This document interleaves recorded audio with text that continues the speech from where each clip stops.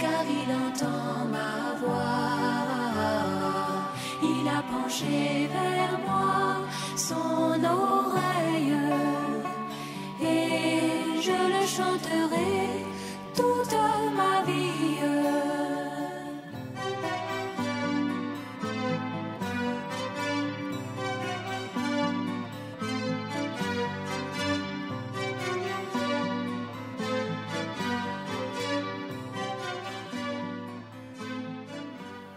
Que Dieu soit béni. Ça fait déjà plusieurs jours, plusieurs mois, sinon des semaines, si je vais être précis, que le frère Isaac s'est entretenu avec nous sur le 6e sens. Car ceux qui sont souvent là pour écouter la prédication sur le 6e sens. Nous sommes nombreux. Merci. Alors, à la suite de ça, je vais vous poser une question simple. Qui pense encore, après toutes ces prédications, que notre Dieu est un Dieu abstrait? Qui croit ça? Amen. Mais qui accepte maintenant que notre Dieu est un Dieu réel? Alléluia. Gloire à Dieu. Frères et sœurs, notre Dieu est un Dieu réel. Vous comprenez? C'est pourquoi moi je suis d'accord avec cette parole de Marc 11, 24 qui dit: si vous demandez quelque chose à Dieu, sachez que vous l'avez reçu. Et puis vous allez le voir s'accomplir. Vous voyez, donc aujourd'hui, là, frères, nous qui venons ici, là, nous ne devons pas regarder Dieu comme un Dieu abstrait, mais comme un Dieu réel. Et tout ce que nous demandons, nous avons ça. C'est pourquoi les uns aux autres, on a demandé de rendre leurs témoignages ici. Il y a beaucoup qui ont rendu leurs témoignages, et tous les jours on rend leurs témoignages. Tellement ils sont édifiants. Tellement. C'est pourquoi je voulais vous saluer, frères et sœurs. Et puis vous qui êtes en ligne aussi, je vous salue. Que Dieu vous bénisse. Nos frères et sœurs sont allés à des funérailles. Donc on n'est pas nombreux ce soir. Mais on a quand même un bon pactole. On a un bon nombre quand même. Pour une assemblée, c'est intéressant. Je souhaiterais que les frères s'approchent. Les sœurs aussi, approchez-vous. Ce serait bon. Aujourd'hui, nous allons étudier la vie, c'est-à-dire on va regarder un serviteur de Dieu en face. On va le regarder pour comprendre que notre Dieu, il est vraiment un Dieu réel. Et la Bible dit, Dieu parle tantôt d'une manière ou tantôt d'une autre. Et nous sommes d'accord. Par la Bible même dit dans Jean 4 que Dieu est esprit. C'est clair. Et cet esprit peut prendre la forme qu'il veut. Il peut faire ce qu'il veut. Et nous, en tant qu'humains, nous acceptons tout ce que Dieu fait pour nous. Gloire à Dieu. Prenons 1 Roi 3. Gloire à Dieu. À partir du verset 3. Salomon aimait l'Éternel et suivait les coutumes de David, son père. Seulement, c'était sur le haut lieu qu'il offrait des sacrifices et des parfums. À raison. Le roi se rendit à Gabaon pour y sacrifier, car c'était le principal des hauts lieux. Salomon offrit 1000 holocaustes sur l'autel. À Gabaon, l'Éternel apparut en songe à Salomon pendant la nuit, et Dieu lui dit: Amen.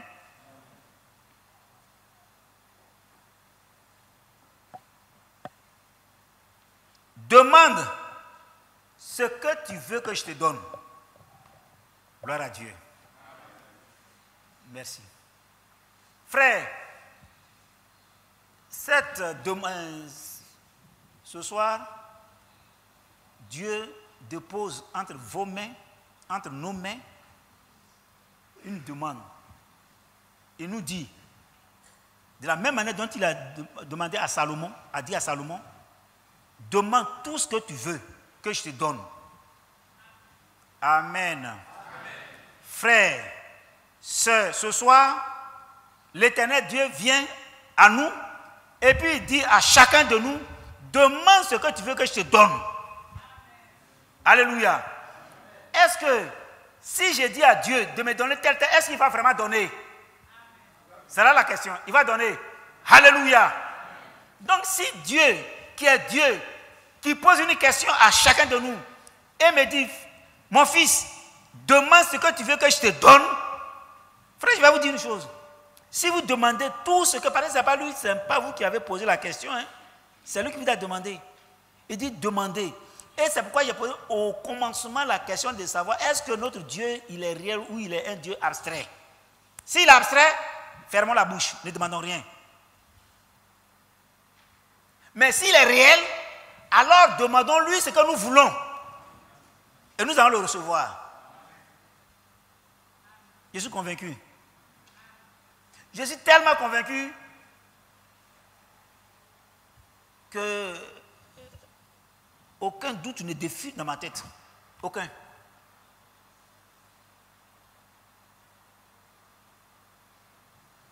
Alors Salomon dit, demande ce que tu veux.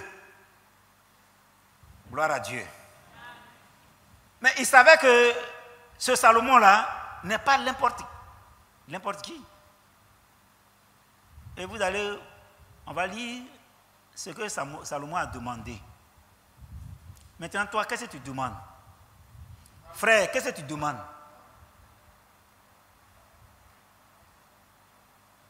Gloire à Dieu. Salomon dit ceci. Salomon répondit, tu as traité avec une grande bienveillance ton serviteur David, mon père. Parce qu'il marchait en ta présence dans la fidélité, dans la justice et dans la droiture de cœur envers toi.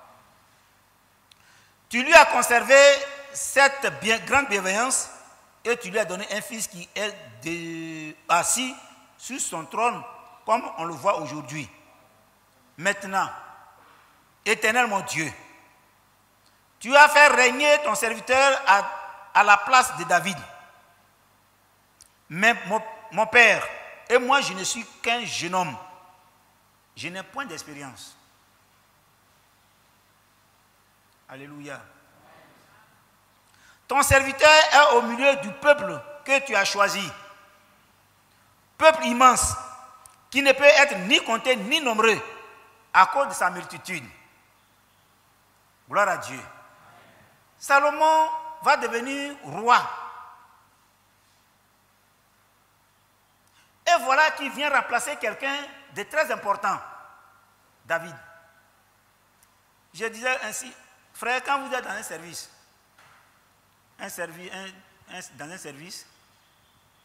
il y a beaucoup de travail au milieu de nous. Peut-être vous occupez un poste de responsabilité. Et puis on vous appelle pour remplacer quelqu'un qui est bon. Vous comprenez? On vous appelle, on dit, bon, à partir d'aujourd'hui, vous êtes nommé soit inspecteur ou directeur ou responsable d'une agence. Mais avant vous, celui qui était là, il est bon. Frère, quand vous arrivez, il faut faire mieux que lui. Si vous voulez qu'on vous félicite, il faut faire mieux que lui. Mais si vous faites moins que lui, mais on ne peut pas vous féliciter. Mais si vous faites mieux que lui, plus que lui, alors vous serez félicité. Mais dans le cas contraire, si vous venez remplacer quelqu'un qui n'est pas brillant, il suffit de faire un tout petit peu, et puis déjà votre nom sort. Mais ici, ce n'est pas le cas. Parce que vous connaissez l'histoire de David. C'est David qui a tué Goliath. C'est David qui était roi.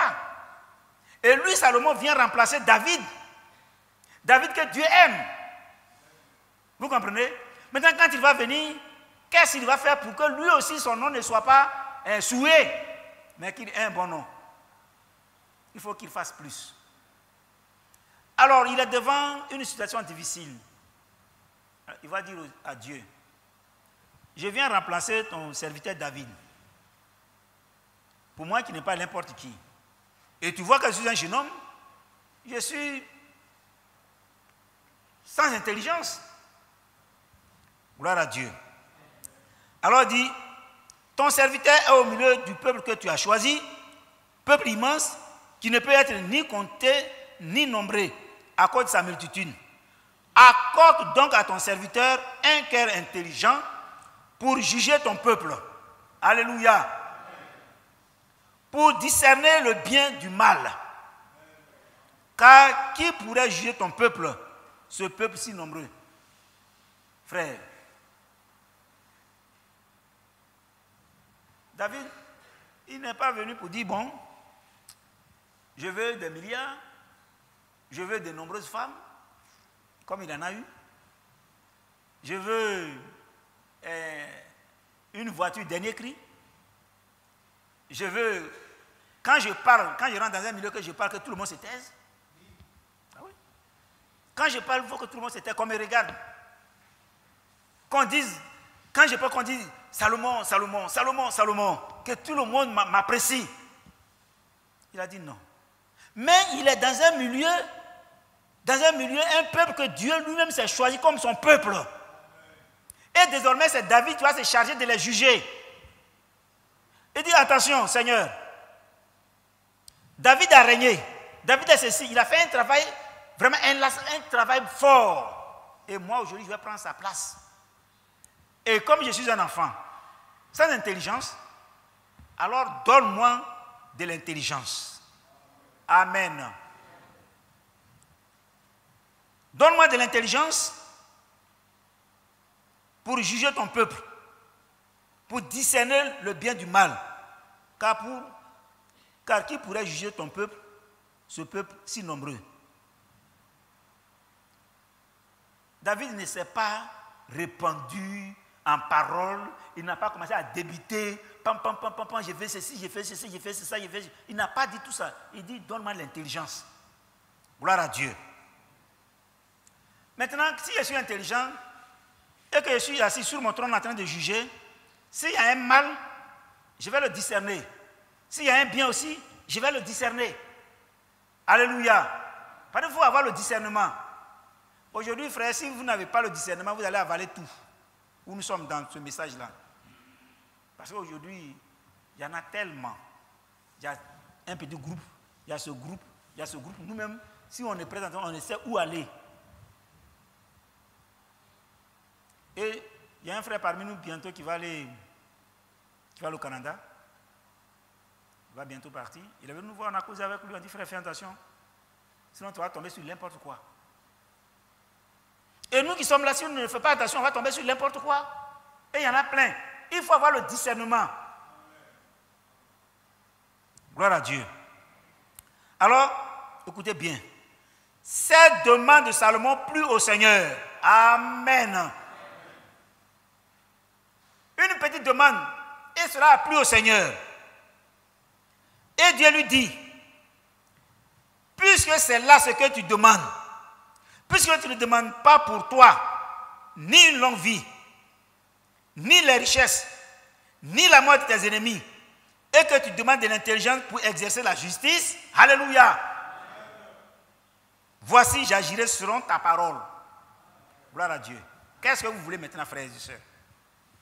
Voilà, vous êtes là devant la situation. La Bible, le Seigneur vous demande de demander ce que vous voulez. Vous demandez quoi? Toi, demande quoi? Toi, demande quoi? Sœur, frère, vous demandez quoi? Si j'avais, je ne vous dis pas de vous exprimer, mais si j'avais une demande à formuler, moi, sans faux fuyant, sans hypocrisie, voilà, je demanderais que le Seigneur sauve toute ma famille. Oui, frère. Parce que pour moi, c'est important que ma famille soit sauvée. Je ne demanderai pas longue vie. Même toi, vivre 100 ans, tu vas mourir un jour. Toi, vivre 1000 ans, tu vas mourir un jour. Mais si toute ma famille est sauvée et que je vais me retrouver avec ma famille au ciel, pour moi, c'est une grâce de Dieu. Qu'est-ce que tu demandes, ma soeur? Frère, qu'est-ce que tu demandes? Longue vie? Ici, le Seigneur lui a dit à Salomon, parce que tu ne demandes pas longue vie, tu ne demandes pas aussi la mort de tes ennemis, tu ne demandes pas une richesse, alors je vais agir selon ta parole.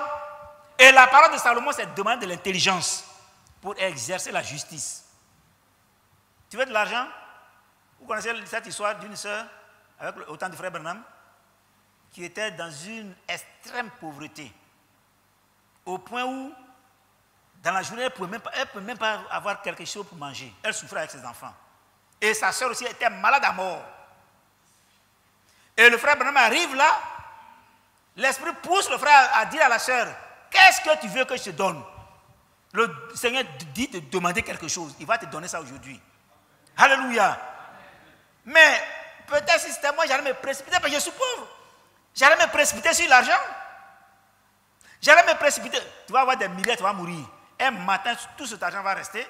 Et c'est tes héritiers, peut-être mal affermis, mal éduqués, qui vont venir se jeter sur cet argent pour dilapider tout. Et tu vois, comme quelqu'un pouvait dire, ton cadavre va pleurer. Vous voyez?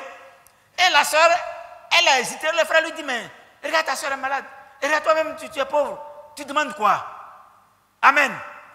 Elle a demandé que ses enfants soient sauvés. On dit, tout ça, toi, tu veux que tes enfants soient sauvés, mais même s'ils sont sauvés, comment vous allez manger? Mais elle a demandé la vie de ses enfants. Et à l'instant même, l'esprit les a pris, ils sont tombés et ils sont convertis. Vous comprenez? Demandons ce qui est essentiel devant Dieu. Nous pouvons avoir la demande. Le Seigneur peut nous poser la question, qu'est-ce que nous voulons? C'est vrai, en fonction de notre réponse, il va nous satisfaire. Mais sachons discerner ce que nous demandons. Alors moi, comme je l'ai dit, je suis préoccupé par la vie de ma famille, mon épouse, mes enfants. S'ils sont sauvés, c'est le plus beau cadeau que j'ai eu. C'est le plus beau cadeau. Et je le souhaite vivement. Dieu va m'entendre. Gloire à Dieu. Et alors il dit,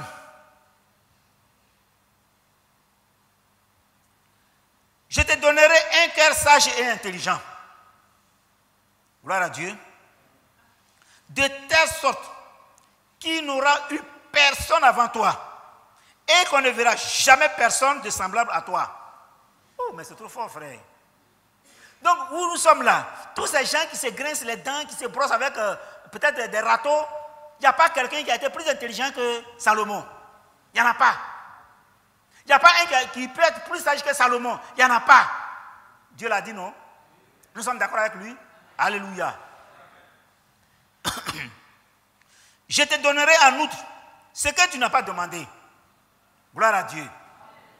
Des richesses et de la gloire. Amen.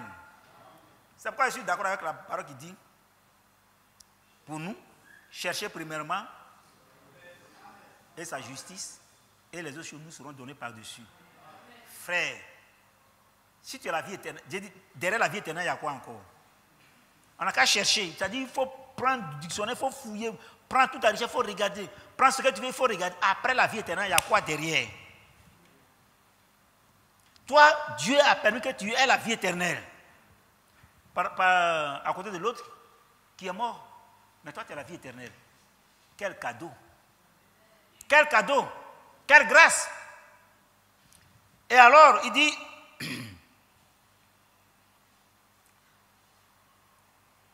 bon,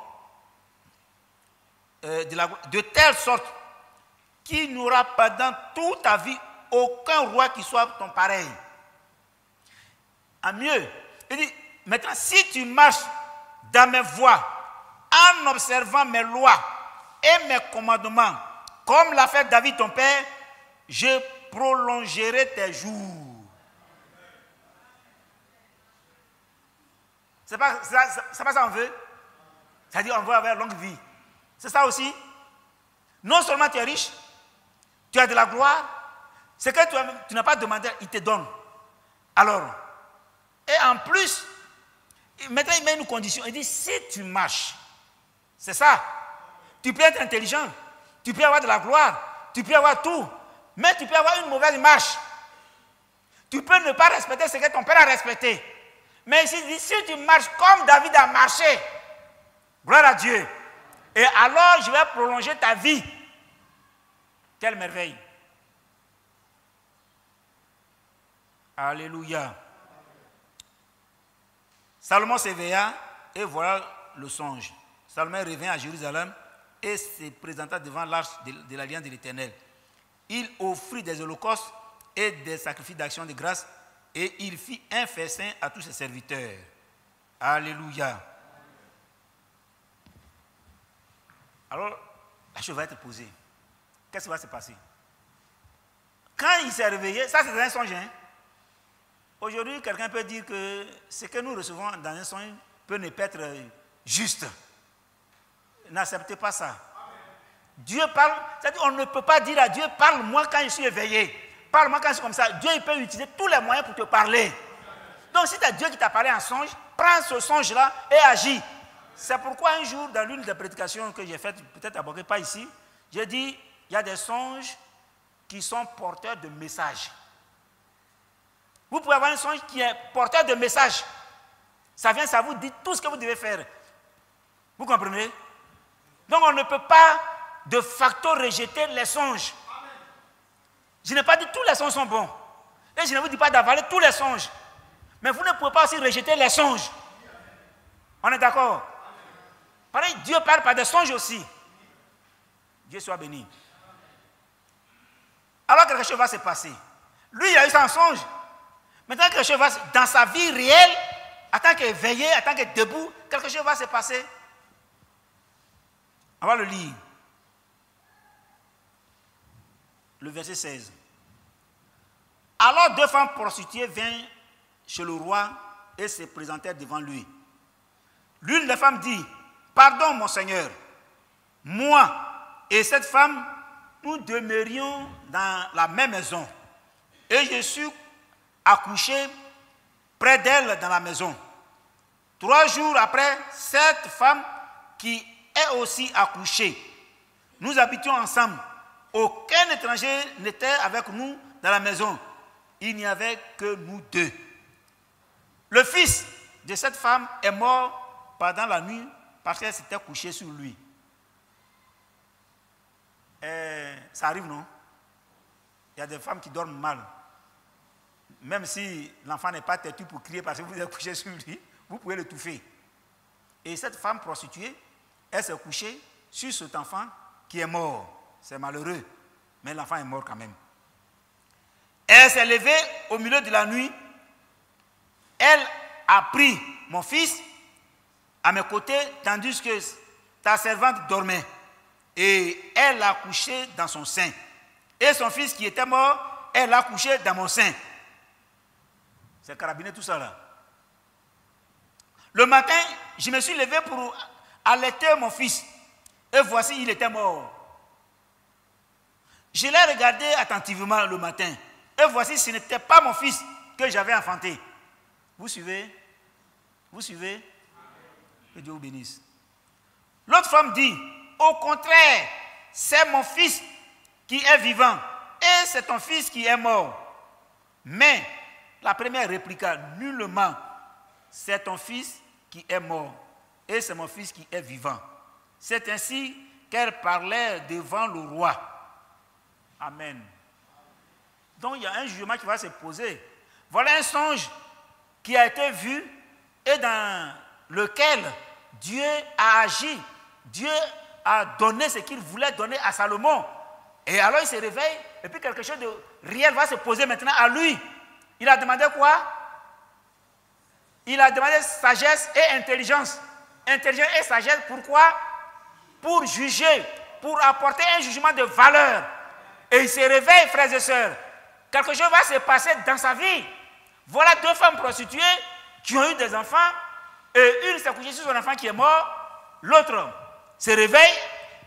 Et elle prend son enfant mort et puis elle dépose ça dans le sein de l'autre femme. Elle est embrouillée. Elle se lève, elle voit un cadavre. Mais qu'est-ce qu'il doit faire? Alors, qu'est-ce qu'on fait dans de tels cas? On va aller devant le juge. On va aller devant le roi. Il va se prononcer. Gloire à Dieu. Alors, on va voir si effectivement Salomon a reçu la sagesse et l'intelligence qu'il a demandé. Alléluia. Alors, si vous avez eu un songe, et ce songe ne vous dit rien de bon, ne vous fiez pas à ce songe. Pareil, dans le songe de Salomon, il lui a été dit clairement, comme tu n'as pas demandé une longue vie, tu n'as pas demandé la mort de tes ennemis, tu n'as pas demandé la richesse, et que tu as demandé de l'intelligence, de la sagesse pour exercer le jugement, alors je vais agir ainsi. Frère, est-ce que ce n'est pas clair? Est-ce que quelqu'un qui se réveille et puis on lui dit, on va te donner l'intelligence et la sagesse pour agir selon ta demande. Est-ce qu'il ne peut pas se rappeler? Est-ce que c'est ambigu? Est-ce que ce n'est pas clair? Alléluia. Alors il va se réveiller. Et voilà, il se réveille et quelque chose va se passer pour montrer que ce qu'il a demandé à Dieu est réel. Dieu lui a accordé ça. Et voilà deux femmes qui viennent, deux femmes prostituées. Il y a une dont l'enfant est mort et qui va se lever, qui va prendre son enfant mort pour mettre ça dans le sein de la femme dont l'enfant n'est pas mort. Vous comprenez? Elle va renverser les enfants. Alors, où je suis? Bon.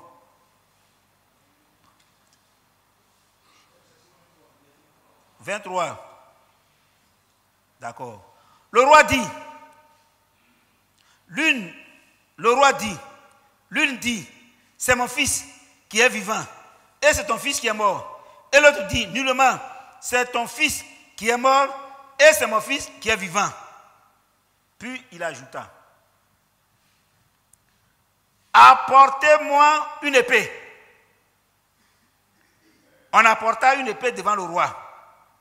Et le roi dit, alléluia, coupez en deux l'enfant qui vit et donnez-en la moitié à l'une et la moitié à l'autre. On doit applaudir, non? Mais même si on a coupé en deux, il va mourir aussi.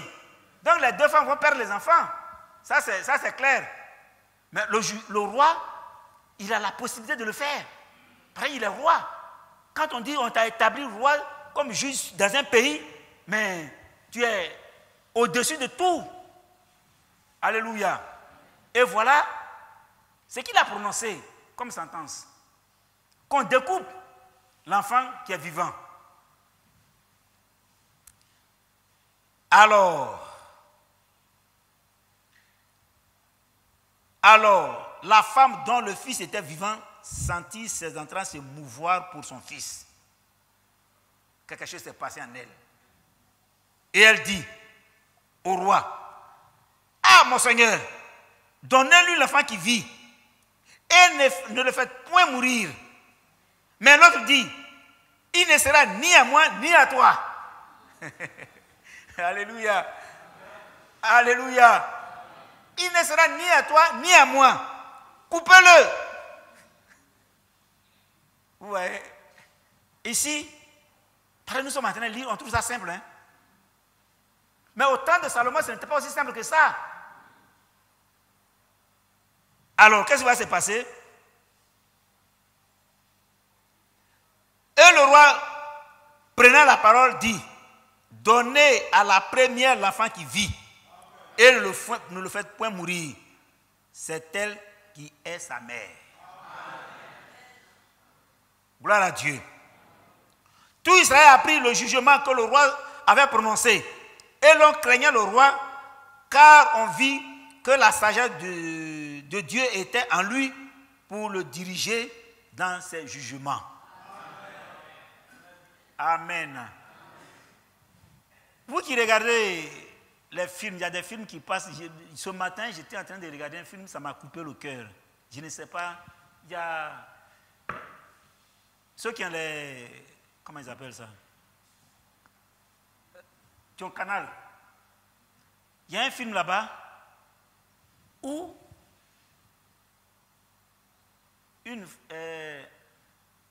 un homme avec son ami, ils étaient deux camarades.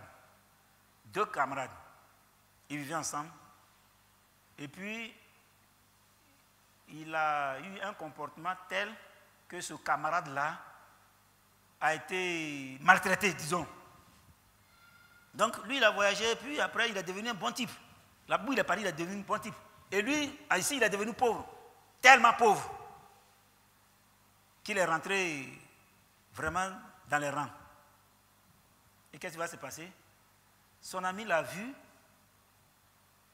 il a appelé. Il dit, mais c'est moi.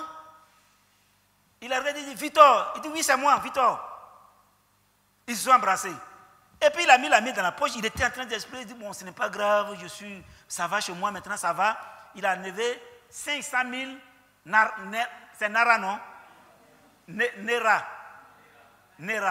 Et il lui a donné 500 000 Nera. C'est des millions, hein? Et il lui a donné. Il lui a dit merci, et puis il est rentré. Quand il est parti, il a formé un réseau. Lui, à qui on a fait du bien là, il a formé un réseau pour dire, mon ami est devenu tellement riche, alors on va le tuer pour prendre l'argent. Vous avez compris? Voilà l'homme.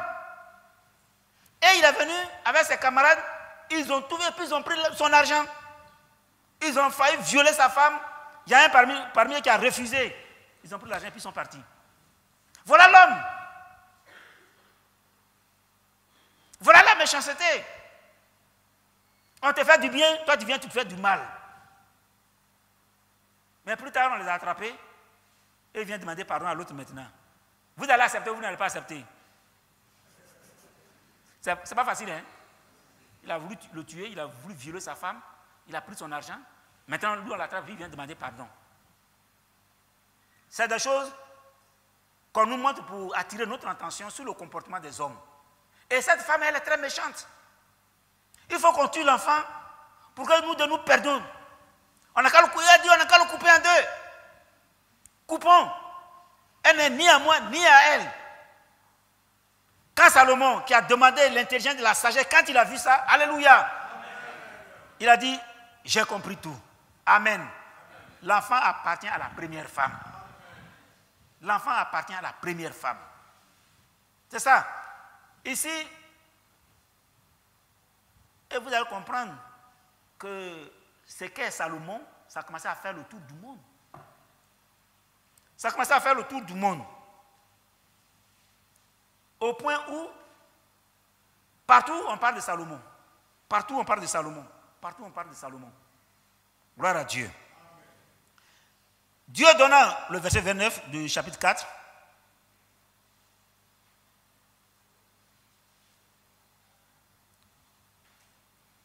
Je peux le lire. Dieu donna à Salomon de la sagesse, une grande intelligence et des connaissances multipliées, comme le sable qui est au bord de la mer. La sagesse de Salomon surpassait la sagesse de tous les fils de l'Orient et toute la sagesse des Égyptiens. Il était plus sage qu'aucun homme, plus que tant les Rachites, plus qu'Eman, Calcol et Darda, les filles de Machol. Et sa renommée était répandue parmi toutes les nations d'alentour. Il a prononcé 3000 sentences et composé 1500 cantiques. Alléluia. Voilà, c'est que quand Dieu te donne, personne ne peut t'arracher. Et quand il dit quelque chose, cela se réalise. Alors les gens autour de lui-même savent qu'il est vraiment intelligent. Et il est vraiment sage. Alors il dit, il lu le verset 34. Prenez ça. Il venait des gens de tous les peuples pour entendre la sagesse de Salomon, de la part de tous les rois de la terre qui avaient entendu parler de sa sagesse. Alléluia. Donc, mes amis, ça c'est Dieu qui a donné. Donc les gens venaient de partout, de tous les horizons, de tous les endroits. Même, il est devenu populaire. Ce qu'il n'a pas demandé. Il est devenu populaire. Il est devenu très important dans la société.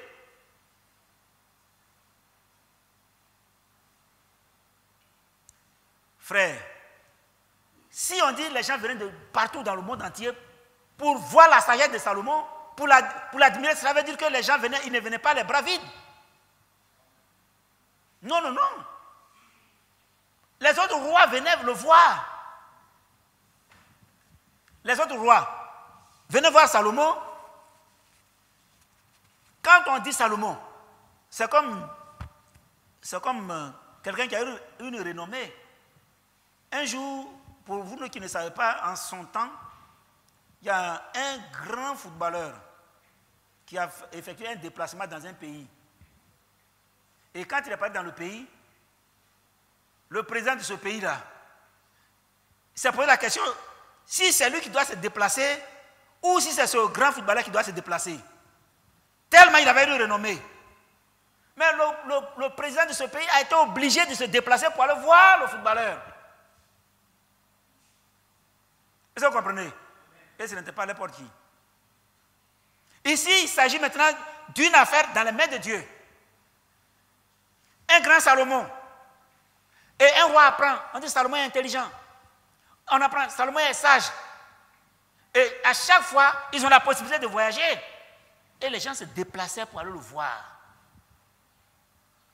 Ça veut dire que ce Salomon-là, il était vraiment, là, sa demande a été exaucée. Frères et sœurs, vos demandes seront exaucées si vous demandez d'une manière sage.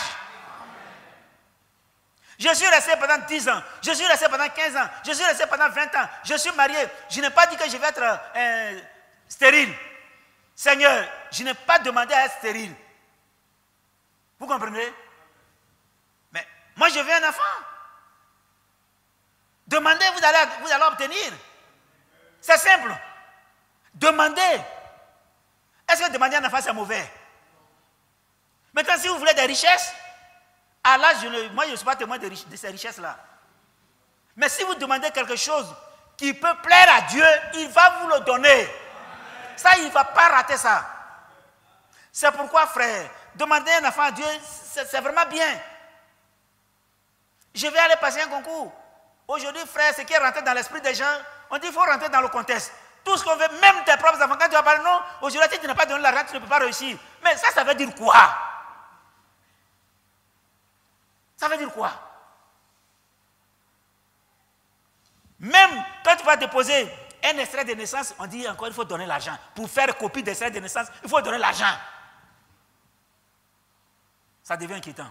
Si tel est le cas, alors nous on va quitter le monde. Ah oui, il viendra bientôt nous prendre parce qu'on ne peut plus. Il dit quand les gens, qu'on ne sait plus où mettre nos jambes, nos pieds, alors il viendra nous prendre. Parce que c'est vraiment inquiétant. Gloire à Dieu, mais pour le moment, on peut poser nos pieds. Gloire à Dieu. Alors les gens venaient de partout, les gens venaient de partout, et le comble. C'est ce que nous allons lire. Prenons le chapitre 10. Le verset 1. À partir du verset 1. La reine de Séba a pris la renommée que possédait Salomon à la gloire de l'Éternel, et elle vient pour le prouver par des énigmes. Alléluia. Elle veut éprouver ce que Dieu a établi. D'accord? Tu vas voir devant toi. Elle arriva à Jérusalem avec une suite fort nombreuse et avec des chameaux portant des aromates, de l'or en très grande quantité et des pierres précieuses. Elle se rendit auprès de Salomon et elle lui dit tout ce qu'elle avait dans le cœur. Salomon répondit à toutes ces questions et il n'eut rien que le roi ne sut lui expliquer. Frère, même l'homme le plus intelligent, humainement parlant, il ne peut pas. Il y a des choses sur lesquelles il va hésiter. Mais ici, parce que c'est la main de Dieu. Alléluia. Donc il n'y a plus de calme. Il n'y a rien qui empêche Salomon d'expliquer les choses les plus difficiles. Gloire à Dieu. Et puis, la reine de Séba vit toute la sagesse de Salomon et la maison qu'il avait bâtie, et les mets de sa table, et la demeure de ses serviteurs, et les fonctions et les vêtements de ceux qui le servaient, et ses chansons, et ses holocaustes qu'il offrait dans la maison de l'Éternel. Or, d'elle-même, elle dit au roi, c'est donc vrai ce que j'ai appris dans mon pays, au sujet de ta position et de ta sagesse. Alléluia. Tu n'as rien vu encore. Amen. Tu n'as rien vu encore. Tu verras plus. Alors, je ne le croyais pas avant d'être venu et d'avoir vu de mes yeux. Et voici, on ne m'a même pas dit la moitié. Amen. Les racontars, ils sont partis rapidement pour dire, ah, reine, ce qu'on a vu là-bas à Jérusalem, là, ah, c'est trop fort. Celui-là vient, il parle. Celui-là vient, il parle. Celui-là vient, il parle. Elle dit, je vais aller maintenant moi-même pour voir. Mais en partant, elle a ramassé toute sa richesse presque. Pour dire, j'aimerais rencontrer Salomon. Et après l'entretien, où elle a reçu toutes les explications nécessaires, il lui ressort. Amen. Il lui ressort que elle n'a même pas entendu parler de la moitié de ce que Salomon est. Gloire à Dieu.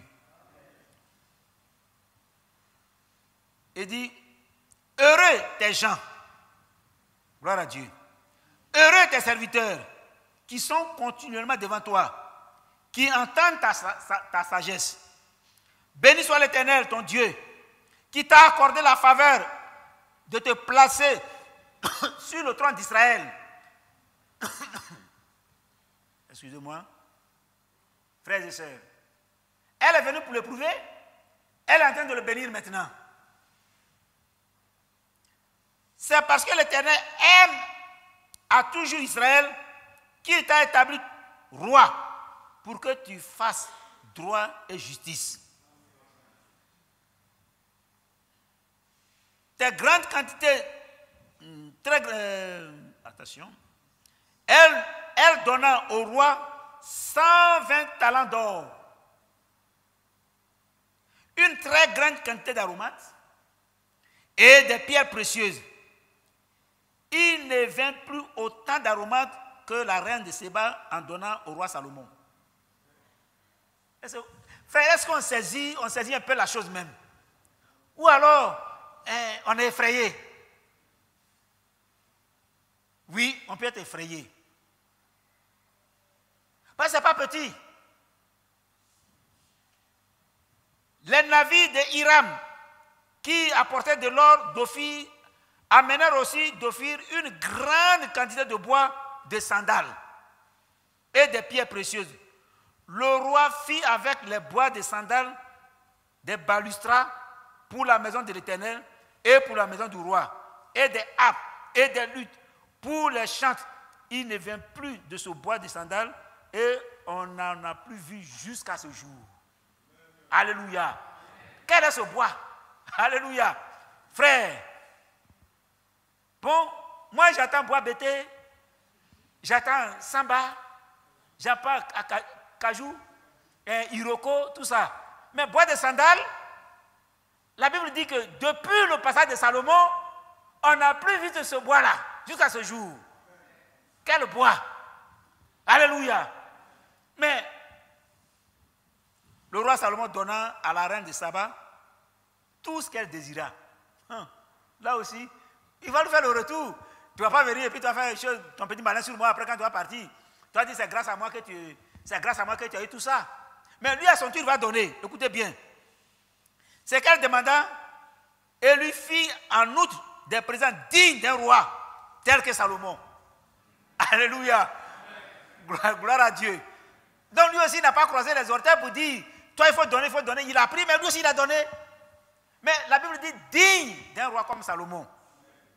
Puis elle s'en retourna et alla dans son pays, et elle et ses serviteurs. Frères et sœurs. Donc, c'est vrai, il a eu plusieurs femmes. La Bible dit même chose. Comment on appelle ça? Il adorait sur les hauts lieux. C'est là-bas qu'il envoyait ses sacrifices et tout ça. Mais la Bible dit qu'il aime Salomon. C'est pas vrai? Dieu dit, moi j'aime Salomon. Il dit, j'aime David. Frère, quand Dieu t'aime là, qui peut s'opposer à toi? Il dit, heureux l'homme dont les péchés ne sont... C'est-à-dire, tu as péché, non? Mais il ne regarde même pas tes péchés. Il n'est pas dit d'aller pécher. Parce que tu ne sais même pas si lui ne regarde pas tes péchés. Toi, tu ne sais pas. C'est pourquoi il faut faire attention. Mais il a dit, mais lui, c'est qui? C'est pourquoi nous sommes d'accord de dire, un enfant de Dieu ne peut pas se perdre, certes. Mais toi, tu sais que tu es enfant de Dieu. Si tu es enfant de Dieu, tu vas appliquer la parole de Dieu. Amen. Un enfant de Dieu, il ne cherche pas à faire autre chose que ce qui appartient à Dieu. Amen. Si tu es un voleur, tu ne peux pas être un enfant de Dieu. Mais, je l'ai déjà dit une fois ici et plusieurs fois même, un enfant de Dieu peut emprunter un mauvais chemin. Ça peut arriver.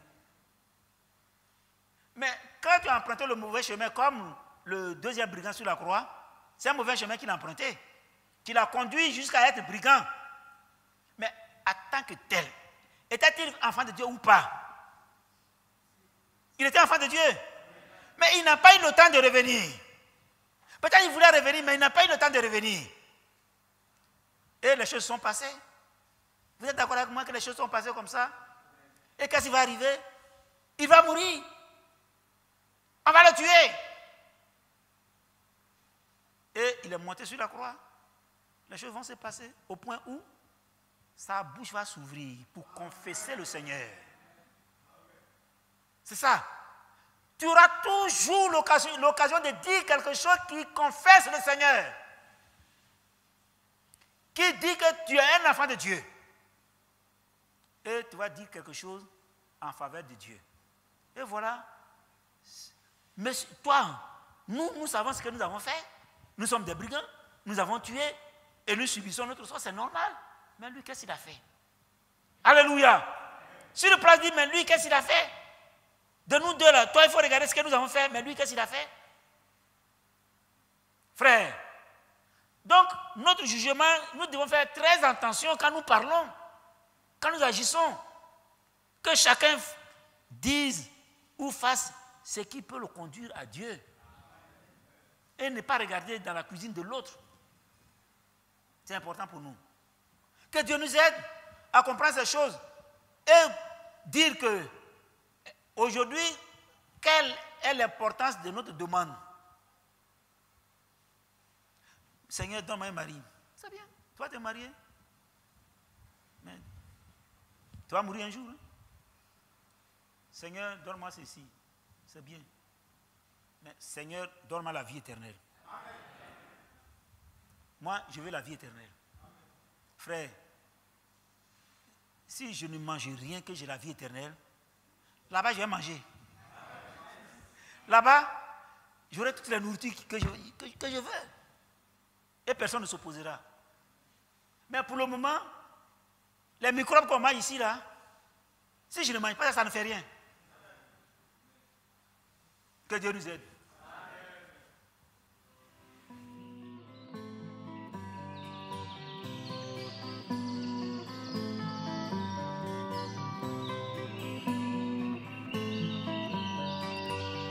J'aime l'Éternel, car il entend ma voix. Il a penché vers moi.